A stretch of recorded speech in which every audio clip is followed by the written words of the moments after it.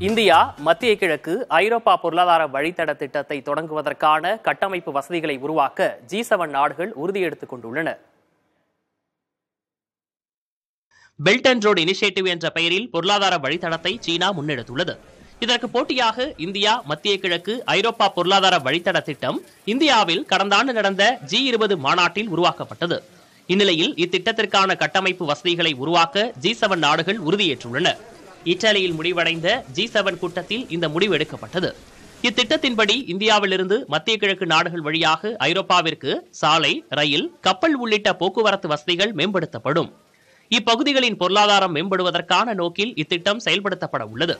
சீனாவின் belt and road initiative திட்டம் சீனா, தென்கிழக்கு ஆசியா, மத்திய ஆசியா, ரஷ்யா, ஐரோப்பா ஆகிய பகுதிகளை இணைக்கிறது. ஆனால் இத்திட்டம் கடுமையான விமர்சனங்களுக்கு உள்ளாகியுள்ளது.